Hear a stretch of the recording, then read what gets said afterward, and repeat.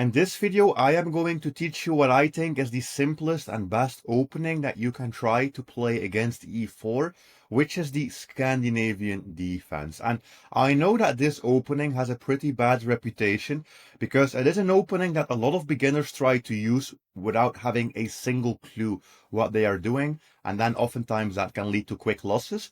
But I will teach you a simple framework that you can follow when playing this opening. And if you follow these steps, your games are going to be amazing. So what do you need to think about if you want to try out this opening in your next game? First of all, when they attack our queen there on the d5 square, we always just go back. I know there are so many variations of Scandinavian. The best and simplest one is to just go back when they attack you with that knight. And then from there, we have a couple of rules that we can follow. What you need to try to remember is that this pawn is linked with this knight, and that this knight is linked with this bishop, and also our dark squared bishops are also linked to each other. And by keeping this image in mind, you can play this opening without needing to memorize theory. So, my opponent moved the pawn. What should I do? I should move the knight. It's as simple as that. We are just going to follow these steps. They moved the knight. What should I do? Do you remember? It was linked with the bishop. So I'm going to play the bishop, and I'm going to play it to f5. Very important, f5. We are not going to play it to g4, which can lead to very tricky lines, and that is also where a lot of players with black just lose quickly. Whenever they move this bishop here and they attack our pawn, if our bishop has already been developed, that's perfectly fine because we can play e6. And with e6, we close that diagonal for their bishop, while also making sure that our bishop has been developed before this pawn was put there, because otherwise that bishop would be stuck on c8, which is not what we want. So this is the first step of this opening. So the next step that we needed to remember is that these dark squared bishops are also linked to each other. So basically I am waiting to move my dark squared bishop until they have moved their dark squared bishop. They didn't, they just castled, which means that I need to make a waiting move. I want to give the turn back to my opponent, so I am going to play c6, and I'm just going to see what are they going to do. And they do play out the dark squared bishop. Whenever they put the dark squared bishop somewhere, what we want to do is we want to just mirror them, basically challenge them is probably the correct word. Challenge them and see if we can achieve a trade of those bishops. If they had put the bishop here, I would have put my bishop there on e7, but in this case, I'm going to challenge them like this.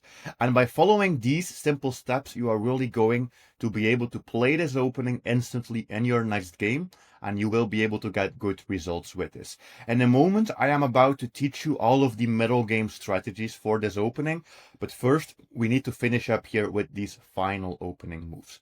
So first of all, here in this position, there is a very common mistake that white makes, which I wanted to cover first. First of all, if they take our bishop, we just take back with the queen, and that is a good position for black, because white is just wasting time, and they are helping us to develop our pieces. We will be able to castle, fight on the d-file, and I will explain that strategy in a moment. A big mistake that I see a lot of players make here as white, even very strong players like 2200s, they play queen to d2, protecting that bishop. But there is basically a sequence here how we can immediately win a pawn, which is to play bishop takes bishop, queen takes bishop, and then just bishop takes pawn. Because what they did was the queen that was protecting the pawn, they just gave it two jobs at the same time. Protect the bishop and protect the pawn. That doesn't work out, because if we trade, we win that pawn. And you would be surprised how many games you are just going to win that pawn. If they do go back with the bishop, which is another opportunity, we are just going to take it and damage their pawn structure and then continue from there. So those are all of the important things. And as I mentioned, if they put the bishop there, we just put it here and we unpin our knight. Here we actually have a different variation where they play bishop e5. Okay, this is actually not that common, but it's fine. It's not a move that we need to worry about. We definitely don't want to take this bishop, because in this opening there is only, well, there are actually two middle game strategies for black, but there's only one that we should focus on in this particular position, which is that we have pawns on all of these files except on the blue file. This one is gone, which means that this is the file where we are going to focus our attack. And we are lucky because there is a pawn on that file, which there always is. And that means that we will be able to put a lot of pressure on this pawn. And in the middle game or in the early end game, we can usually win this pawn and then turn that into a winning position. So why would it be so terrible to take this? Well, we are removing the pawn from the file. The pawn structure actually becomes symmetrical again, meaning we have 3 on the right, they have 3 on the right, we have 4 on the left, they have 4 on the left. So basically it's symmetrical. We lost our imbalance. We lost the difference that we could try to use to our advantage. So what do? We can just ignore this basically, and we can castle. Everything perfectly fine. All right. This is also a very interesting move.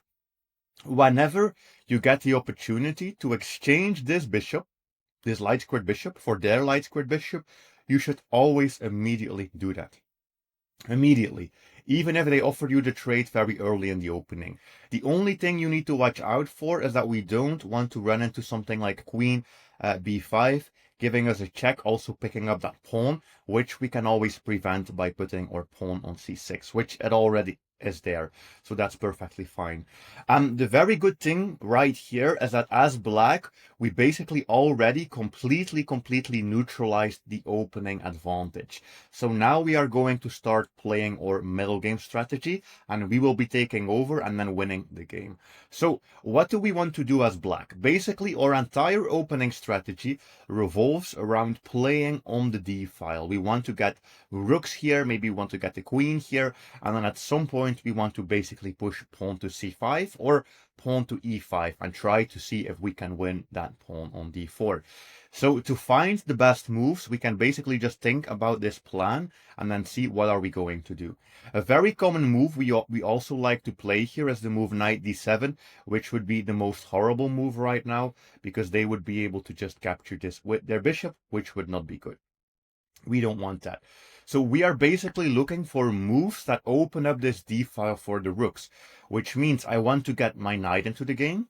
I would like to play queen c7 so I can get a rook over here, but queen c7 would also be a bad move because they can take and double our pawns.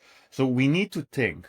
We want to play either the knight here or the queen there, but if we play the knight here, we lose the bishop.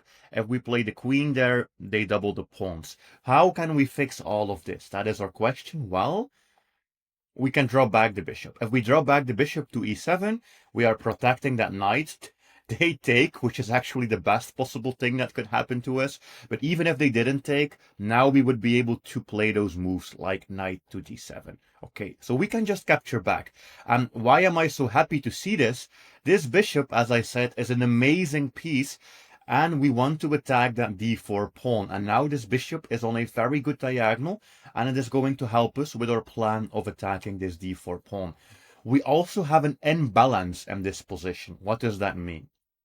White has 2 knights. We have 1 knight, but we also have 1 bishop. So there is an imbalance there, meaning there is a difference in the structure, which right now there are actually 2 differences in the structure. One of them is that we have a bishop. The other one is in the pawn structure, the fact that they have this pawn on d4 and we have this open file looking towards it. Whenever there are differences like this in your position, you want to keep those differences on the board. We don't want to start equaling out and just trading. So what I think would be a bad move would be knight d7, because they can take, we can take, and now this is getting way more equal, and we went from having from having 2 advantages, the bishop and the pawn structure, to only having 1 advantage, the pawn structure. So it might sound strange, but I'm literally going to move that bishop 1 more time. I just need to move that bishop so that we don't lose it. And here they play, which is a very common mistake, the move knight to c5. Okay, what should white have done? White should usually play something like trying to play maybe c3, trying to get a rook to that file. That is really their plan. And we will be trying to just build up pressure and then maybe even play c5. And c5 is always a good counterattack. They cannot take or they would lose the queen. And if they don't take, we can often trade, and then we can try to isolate this pawn. This would be an example of that, where you can isolate that pawn, meaning it's not protected by any other pawns, and then the rest of this game, we will be adding attackers to this, and maybe at some point playing e5, and we will try to win that pawn. And this whole opening basically revolves around winning that one single pawn, and then getting a winning endgame advantage. And it's so simple to follow. That's why I said many students of mine end up getting incredibly well-played games once they follow this. But here white makes actually a mistake, so it's going to be even easier. They play knight here, and remember that a while back I said that we never want to take anything and move that pawn away from the d-file because we would be fixing their weakness. Well, in this case, we can actually take the queen and we can give them a new pawn on the d-file.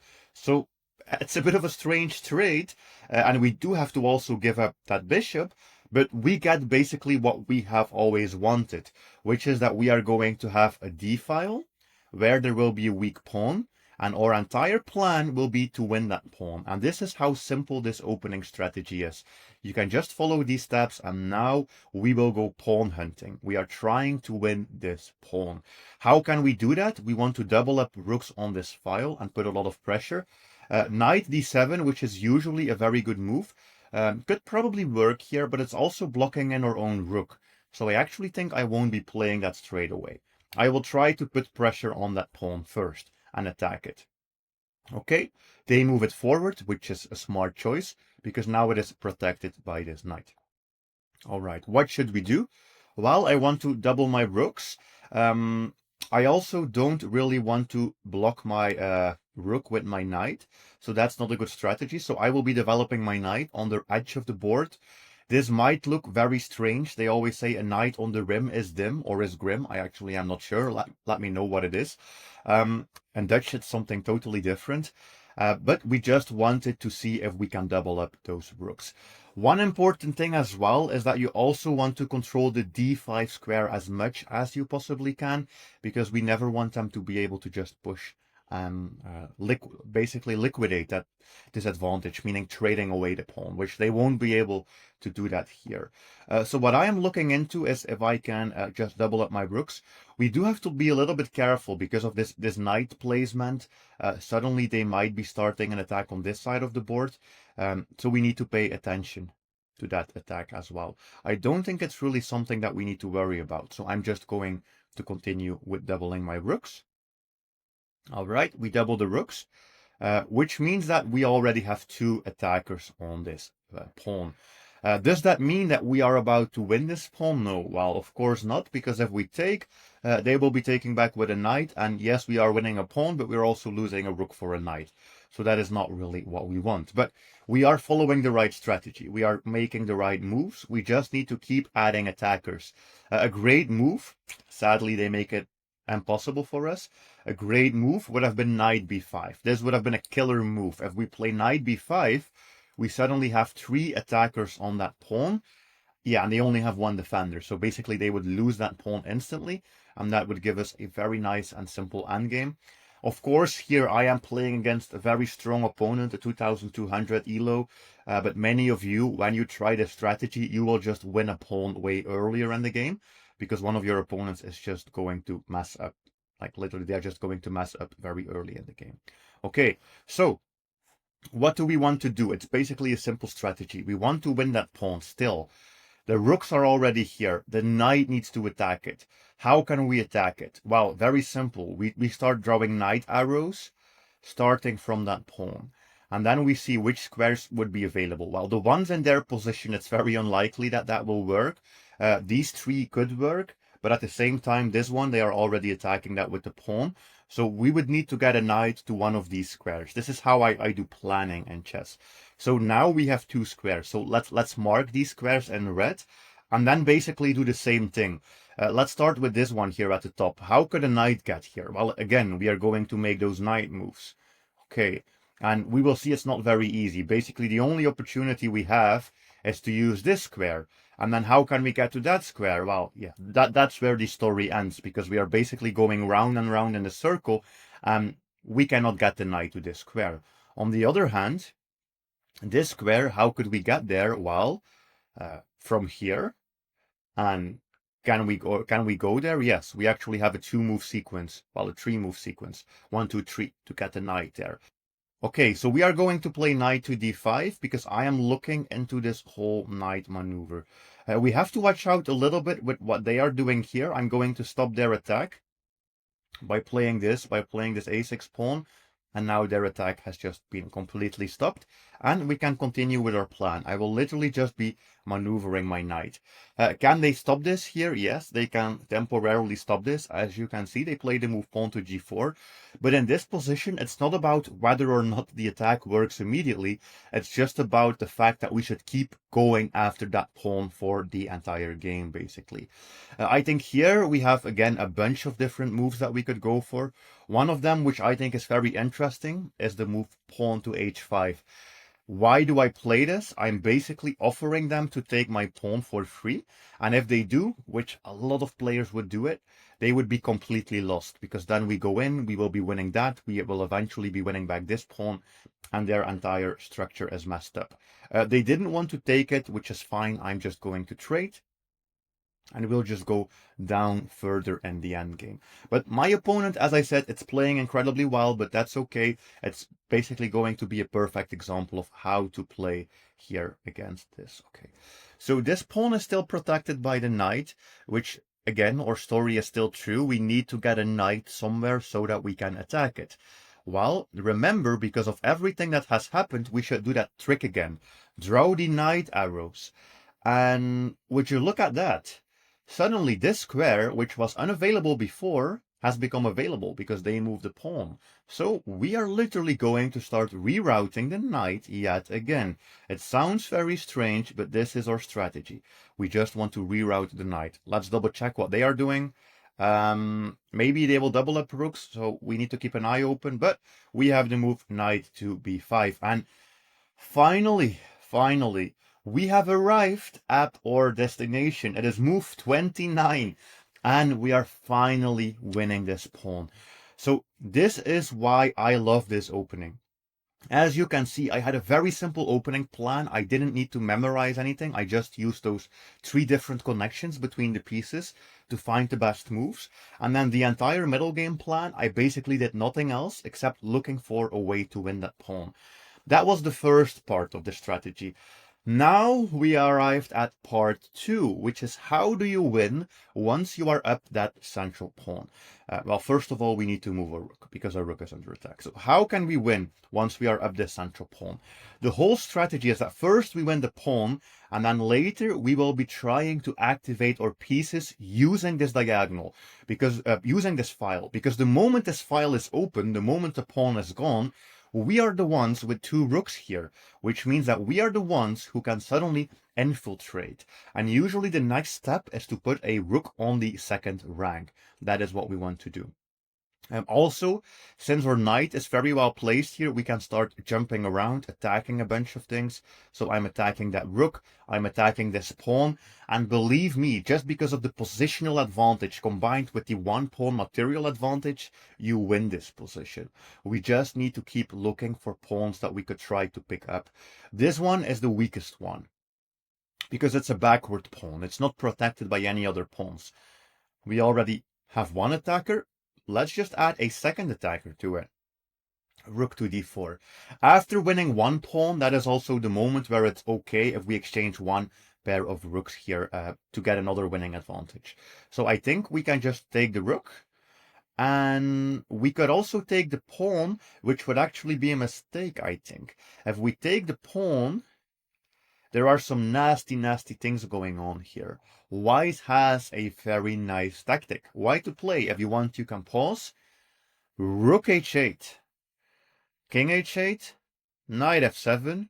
King g8. Knight takes d8. And we lose this pawn. And it's just a knight and pawn endgame. And we are going to be equal in pawns. So our opponent is trying to set up something tricky here. How can we stop this? Well, we could play f6. Or we could also just move our rook. If we move our rook, then this doesn't work anymore. So let's play rook to d4. By the way, one more thing, I'll just quickly go back. Another thing that I didn't really like is that if we take, there is always rook b1, and then if we move that knight somewhere, we would also be losing our pawn, which I also didn't like. It's better if we can just capture this with the rook. We have to triple check what's going on here, but I think that they don't really have any threats. We are just perfectly fine, okay? And now we are already at a moment where we are up 2 pawns. And the moment we are up 2 pawns is when we want to trade everything. And basically, they just proposed us a trade.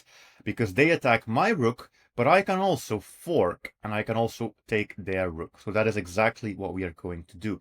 I will take their rook, they will probably take my rook, I think. Yes. And now we just simply have a knight endgame where we are up 2 pawns. And this should always, always, always be winning. If you struggle with this, it is really something that you need to practice. You can practice this against the computer as well. I will show you how to win this. In this endgame, it is all about controlling squares for their knight and their king. So for example, e5 is a good start because we are controlling 2 squares. We basically don't want their king to be able to enter the position. It's also about picking a good square for your knight, preferably a square where you can attack multiple weak pawns. And we are going to have quite a simple position here. We also don't need to rush in these positions. There is so much time. Why not just first defend this pawn and then later we can win this pawn on a5. They are trying to threaten some things here, but it literally doesn't matter. We take that pawn. We are still up, and most importantly, we are controlling their pieces. They are not able to infiltrate, and we can even turn their knight into a defender forever. They have to keep an eye on this pawn. And now we are up 3 pawns, which literally just means PPP, push the passed pawn. That is our strategy. We can even literally give up everything there. It doesn't matter anymore. It's just PPP. We push the pawn as much as we want. A2 is not going to work here because they are attacking that with the knight. So I am going to quickly defend my pawn. All right. And then, okay, they can block this, but we can take more pawns. And then we will be able to activate multiple pawns. And you know what is better than having a passed pawn? It's having 2 passed pawns and pushing both of them at the same time. And that is what we are going to do. We'll just push both of these pawns, kick out the knight, push, and yeah, there's nothing they can do. We will always be making a queen. And then this should be incredibly easy to win. I won't show you that, but this should be a very quick win.